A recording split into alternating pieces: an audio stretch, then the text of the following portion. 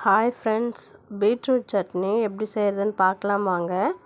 அதற்கு தேவையான பொருட்கள்: நான் பீட்ரூட்டை தோல் சீவிட்டு பொடி பொடியாக நறுக்கி ஒரு பவுலில் எடுத்துக்கிறேன்.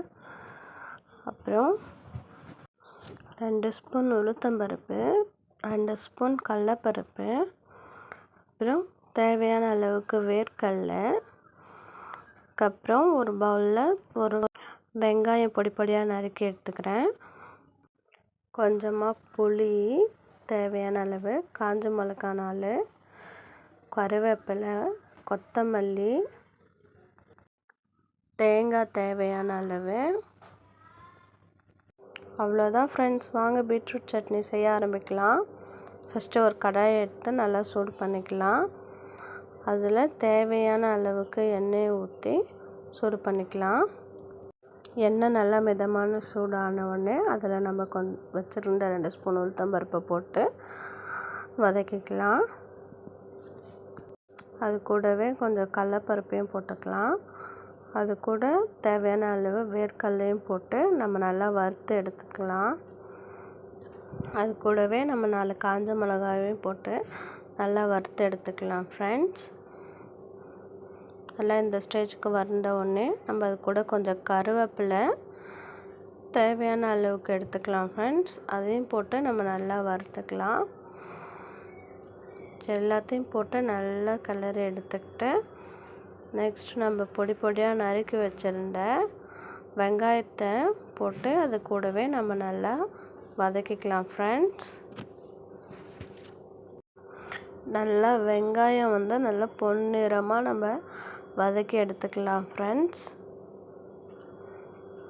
நான் ஒரு 5-6 பேருக்கு சட்னி தேவைன்றதுனால குவான்டிட்டி எல்லாமே அதிகமாக எடுத்து செஞ்சிட்ருக்கேன் ஃப்ரெண்ட்ஸ். நீங்கள் உங்களுக்கு தேவையான அளவுக்கு எடுத்துக்கோங்க ஃப்ரெண்ட்ஸ். வெங்காயம் நல்லா இந்த ஸ்டேஜுக்கு வதங்கின உடனே இது கூட நம்ம நறுக்கி வச்சுருந்த பீட்ரூட்டை போட்டு நம்ம நல்லா வதக்கி எடுத்துக்கலாம் ஃப்ரெண்ட்ஸ். பீட்ரூட் நமக்கு நல்லா வதங்கணும் ஃப்ரெண்ட்ஸ், இல்லைன்னா பச்சை வாசனை வரும். அதனால் நம்ம பீட்ரூட்டை நல்லா மீடியம் ஃப்ளேம்லேயே வச்சு வதக்கி எடுத்துக்கலாம் ஃப்ரெண்ட்ஸ். நம்ம இதுக்கு தேவையான அளவுக்கு கொஞ்சம் கூட ஏற்கனவே உப்பு போட்டிருக்கோம். இருந்தாலும் பீட்ரூட்டும் வதங்கணுன்றதுக்காக கொஞ்சம் வேணும்னா நம்ம உப்பு போட்டுக்கலாம் ஃப்ரெண்ட்ஸ். உப்பு போட்டு இன்னும் நல்லா வதக்கி எடுத்துக்கலாம் ஃப்ரெண்ட்ஸ். பீட்ரூட் நல்லா நம்மளுக்கு இந்த ஸ்டேஜுக்கு வதங்கி வந்த உடனே அது கூட நம்ம பொடி பொடியாக தேங்காய் நறுக்கி போட்டு வதக்கிக்கலாம் ஃப்ரெண்ட்ஸ். நீங்கள் தேங்காய் துருவியும் போட்டுக்கலாம். நான் அப்படியே நறுக்கி போட்டிருக்கேன் ஃப்ரெண்ட்ஸ். அது கூட கொஞ்சம் ஒரு 1/2 எலுமிச்சம்பழம் சைஸுக்கு நம்ம புளி போட்டு வதக்கிக்கலாம் ஃப்ரெண்ட்ஸ். புளி நிறைய போட்டாலும் நமக்கு புளிக்கும். அதனால் தேவையான அளவுக்கு நம்ம புளியை போட்டு நம்ம வதக்கலாம் ஃப்ரெண்ட்ஸ். பார்த்தீங்களா ஃப்ரெண்ட்ஸ், நம்ம எல்லாத்தையும் போட்டு கொஞ்சம் கொஞ்சமாக வதக்க பீட்ரூட் எந்த ஸ்டேஜுக்கு நல்லா வதங்கி வந்துடுச்சு பார்த்தீங்களா. இதுக்கப்புறம் இதை நம்ம ஒரு பிளேட்டில் எடுத்து ஆற வச்சு மிக்ஸி ஜாரில் அரைச்சி எடுத்துக்கலாம் ஃப்ரெண்ட்ஸ். அதுக்கப்புறமா நம்ம அதே கடாயை எடுத்து சூடு பண்ணி அதில் ஒரு 2 ஸ்பூன் எண்ணெயை ஊற்றி சூடு பண்ணிக்கலாம் ஃப்ரெண்ட்ஸ். எண்ணெய் நல்லா மிதமான சூட்டில் காஞ்ச உடனே அது கூட நம்ம 2 ஸ்பூன் கடுகு போட்டு வெடிக்க விட்டுக்கலாம் ஃப்ரெண்ட்ஸ்.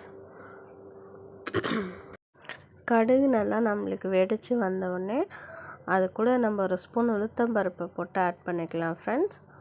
அதுக்கப்புறம் அது கூடவே 4 கருவேப்பிலை போட்டு நம்ம வறுத்து எடுத்துகிட்டு இப்போ நம்ம அரைச்சி வச்சிருந்த பீட்ரூட் சட்னியை கடாயில் ஊற்றி நல்லா கலந்து விட்டுக்கலாம் ஃப்ரெண்ட்ஸ். கொஞ்சம் நல்லா கலந்த உடனே கடுகு உளுத்தம்பருப்பு எல்லாம் நல்லா சட்னியோடு கலந்தாச்சு ஃப்ரெண்ட்ஸ். அவ்வளோதான் ஃப்ரெண்ட்ஸ், சூடான சுவையான பீட்ரூட் சட்னி ரெடி ஃப்ரெண்ட்ஸ். இது ஒரு பவுலில் மாற்றி எடுத்துக்கலாம். அது மேலே நம்ம கொஞ்சமாக கொத்தமல்லி தழையை தூவிக்கலாம் ஃப்ரெண்ட்ஸ். என்னோடய சேனல் பிடிச்சிருந்தா லைக் பண்ணுங்கள், ஷேர் பண்ணுங்கள், கமெண்ட் பண்ணுங்கள் ஃப்ரெண்ட்ஸ். தேங்க்யூ ஃபார் வாட்சிங் மை சேனல் ஃப்ரெண்ட்ஸ்.